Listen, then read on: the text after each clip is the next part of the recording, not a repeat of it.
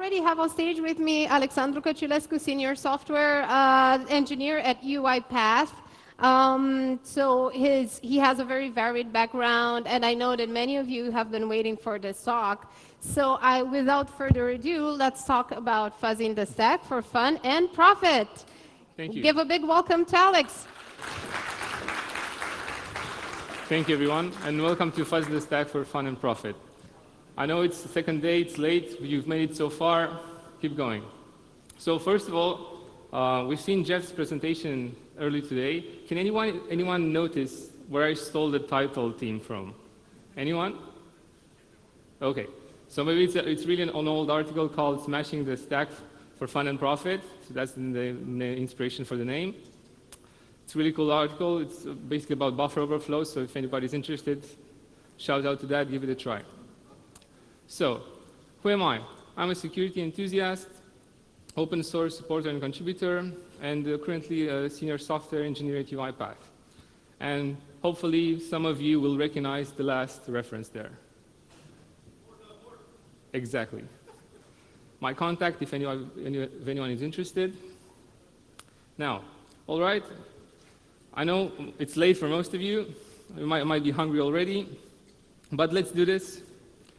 And after that, we can go back to drinking beers and killing our brain cells. So, after this talk, I want each and every one of you to learn 3 simple things. What is fuzzing? Why is it important? And how it works? And for that, we'll learn the types of fuzzing and the state of the art, the current limitations on the state of the art, and how we can overcome this with the new tool we're going to introduce today. So, what is fuzzing? From Wikipedia, fuzzing is an automated software testing technique that involves providing invalid or unexpected data as an input to a computer program. The program is then monitored for its behavior, and we can see if anything like crashes, memory leaks, or exceptions happen from that said input. Okay, maybe it's a bit too formal. Let's try and visualize this. So basically what happens, you generate an input, which you feed it to the target program, and then you monitor the behavior. This goes on basically in an infinite loop until you detect some interesting behavior.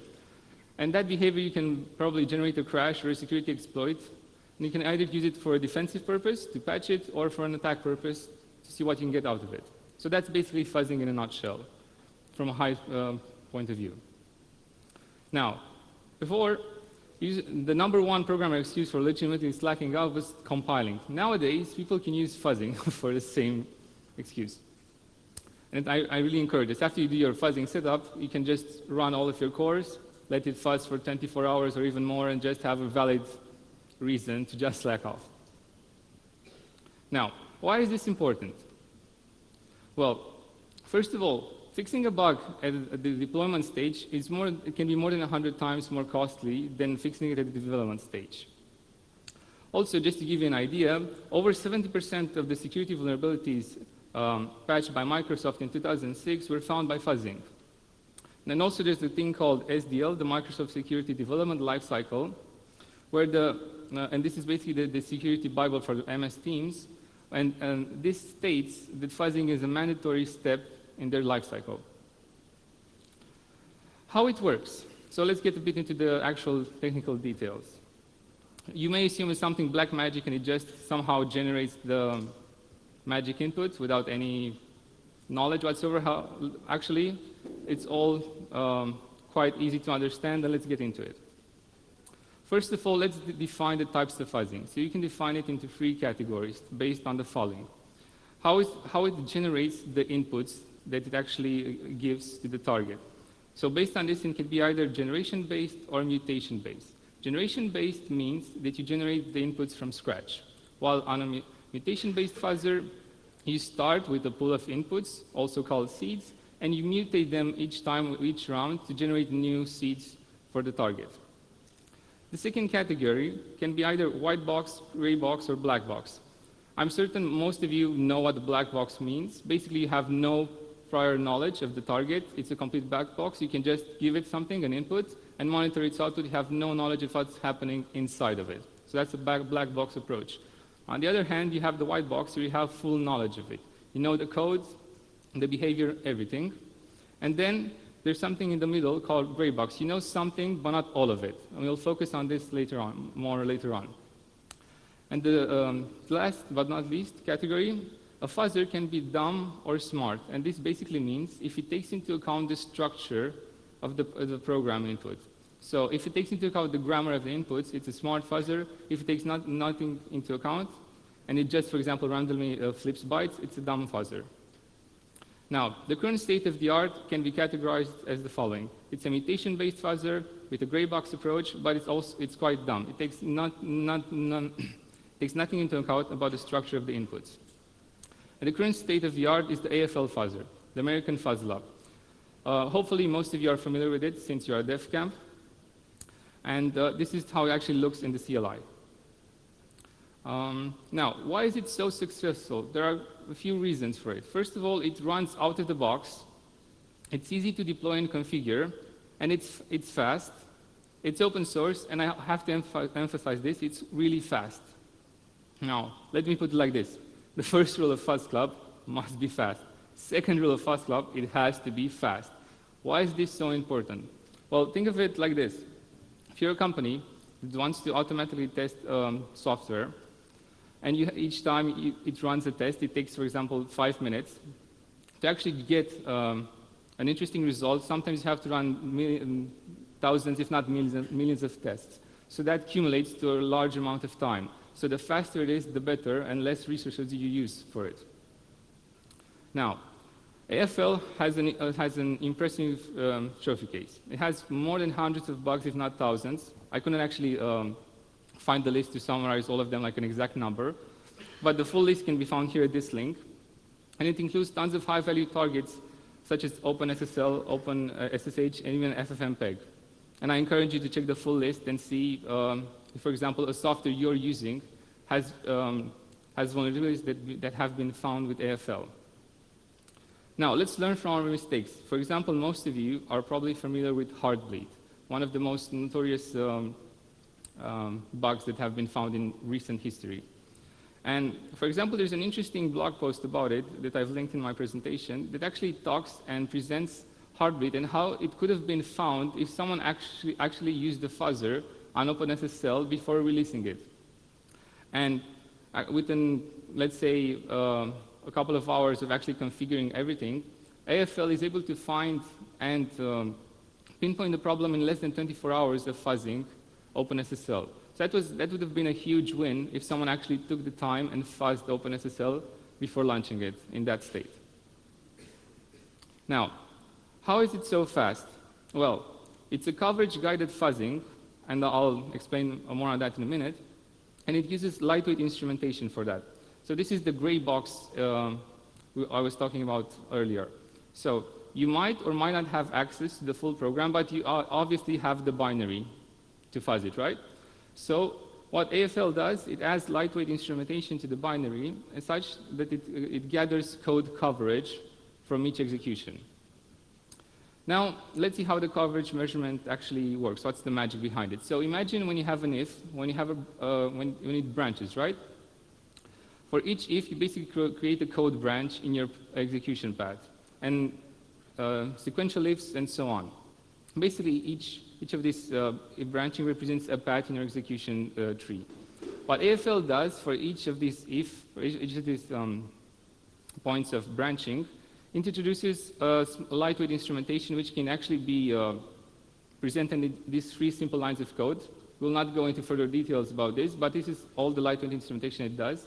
And based on this, it can actually measure each time you hit a new execution path in your execution.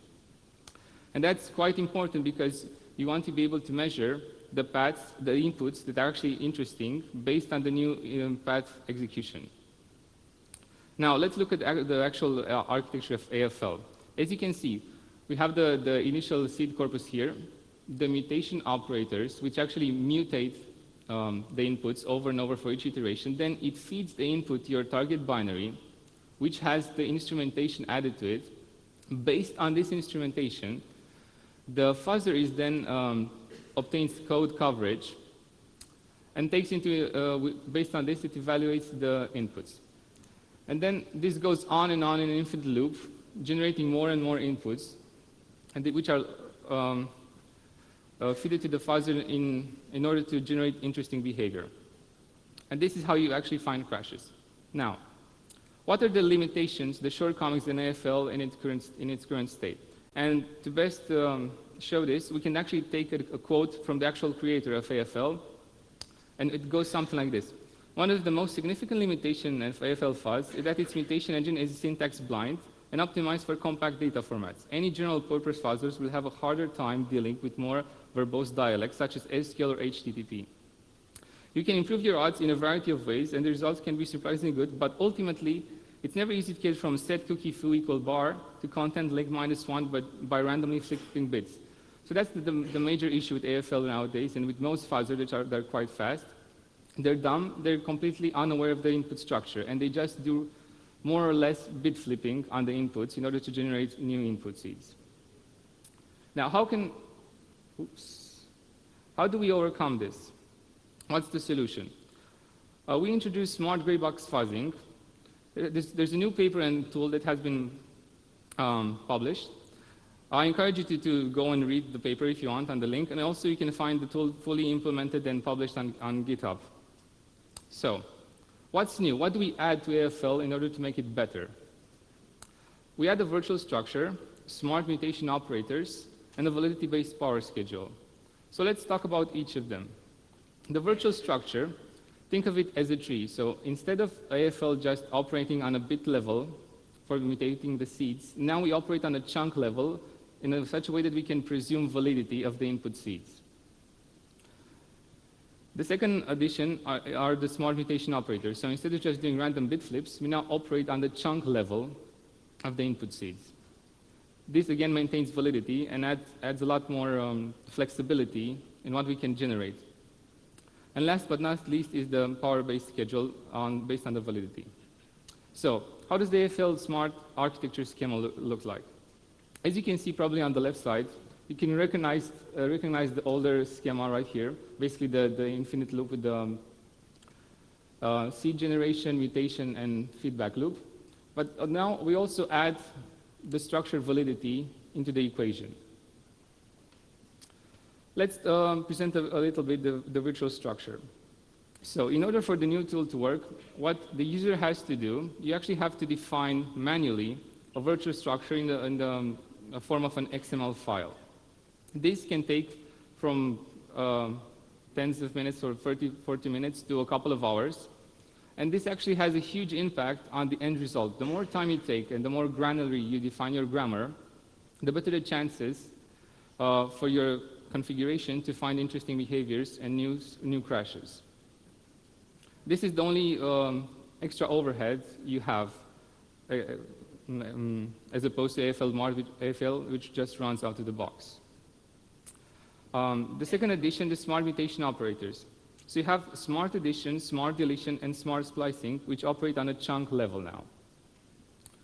So let's take the smart addition. As you can see, we have two seeds, S1 and S2, and a new seed which we actually have constructed from the two older seeds in such a way that we take valid chunks from each of them and we add them together in a way that we maintain the validity of the input seed. So this is the smart addition. After that, we have the smart deletion, where we can just delete a chunk in the same manner based on validity. And then the smart splicing, where we can actually find chunks of the same type and replace them from one input seed to another. Now, this may seem quite like, okay, trivial idea, but it has a huge impact on the end result. And now, last but not least, the validity-based power scheduler. So until now, how AFL worked, the validity would be a binary function. It's either valid or not. Instead, we proposed a gradual validity function where you have a percentage on how valid the actual input seed is. And how this works, basically it implements gradient descent. And if the validity of the input seed is more than 50% and the initial power attributed by AFL is less than the total amount, we double it. If the validity is less than 50%, we maintain the old AFL power scheduler. Otherwise, we gave it the maximum value. Now, what we obtained with AFL Smart. We have more than 42 zero days attributed to this tool, 22 CVEs and counting, in high value targets. One of them being FFmpeg. And you can see here 7 CVs, which have been currently attributed, 3 of them of high severity, which are heap buffer overflows, heap buffer overread, and a heap buffer override. And these can lead to some potentially serious attacks. Now, if you got a taste for fuzzing, I actually encourage you to go to the next presentation on one of my former colleagues and friends, Radu, and he'll actually present a more hands-on approach on how we can use tools like these for a concrete example of a fuzzing test. And I encourage each and every one of you to try FL Smart yourself. Thank you.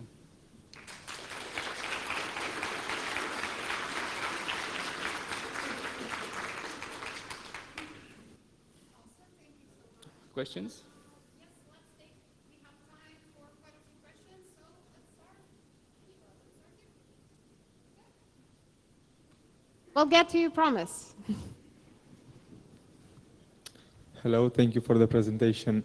My question is, so you improve the phasing algorithm by working at chunk level, not bit level. Correct. And implement some logic in, let's say it's not so random, but how can you determine if the chunk is valid or not? How do you build a set of chunks, of valid chunks? Okay, so first of all, someone has to manually look up the grammar and understand it. You define the XML tree, and then we use a third-party tool called Peach, which actually has inside it a tool that can actually measure the validity based on your grammar definition. And this is how we actually determine the validity. So basically, how big of a percentage it can validly parse of the chunk.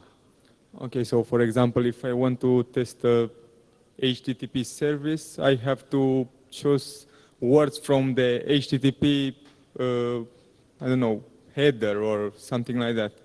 Well, yeah, for example, if you can parse, let's say, just the header, or like, if you can parse, if you, for example, the target are the headers, and it can parse only, let's say, a few words or a few lines from it, which represent 20% of the full chunk, then it's 20% valid. Okay, thank you. Cool. Next question. I'll pass it to the gentleman on, yes. Hi, nice presentation. I was curious as to what the impact is of making the AFL Smart What do you mean by impact? compared to the dumb version. What the impact is? Yeah, on the running times. So running times are quite significantly faster. For example, for FFmpeg, if you have how you can measure the how good it is basically on the number of paths it discovers in a certain amount of time. So for example, for FFmpeg, which is quite a heavy-duty library, if it had, for example, X amount of paths, with AFL Smart, we can actually obtain almost 3 times as many paths in the same amount of time. That's cool. Thank you. I encourage you to read the paper for the actual full... Yeah, I was going to. Cool. Let's take a question from the other side. We'll get to you in the back as well. Yeah, nice presentation. I got a question. So, how much grammars you are supporting with the tool? Is it easy to add a new one, or it's hard? And how is it going to happen? So right now, I think there are about 10 or so grammars for like PNGs and whatnot, the most common formats like WAV format. So there are about 10 of them already available on the GitHub repo. And then it depends on what kind of grammar you want to add. So if you want to add something quite simple, it can take from, for example, a couple of hours. If you want to add a grammar quite complex, such as a PDF, it can take maybe days. It depends on you. But the main advantage is that once you design and implement the grammar file, you can use it for any fuzzing campaign. And you can, basically, if someone does it, they can share it with everyone. So it's only a one-time cost. Cool. Thank you. I know we have a question in the back there.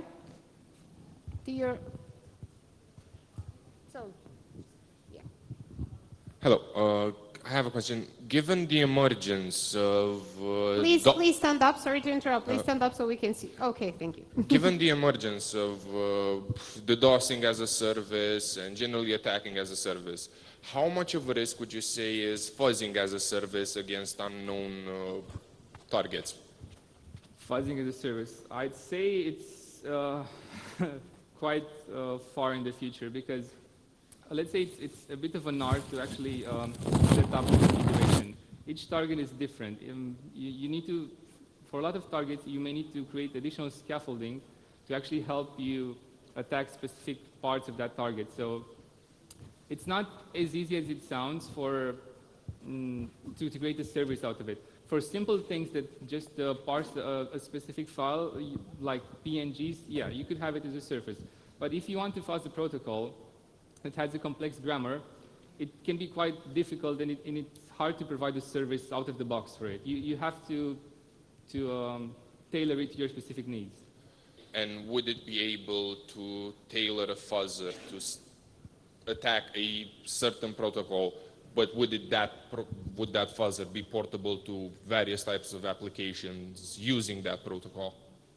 Well, yeah, to a certain degree. So, for example, an analogy would be, let's take pen testing. So, pen testing as a service, you have a lot of tools that can find low-hanging fruits, but there's not one tool that can find high-severity bugs quite easily. You need a pen tester to go manually in there and try different things to find the bug. So, it's kind of the same way. Okay, thank you. Cool. 2 more questions. Who's up for it? We have one over here.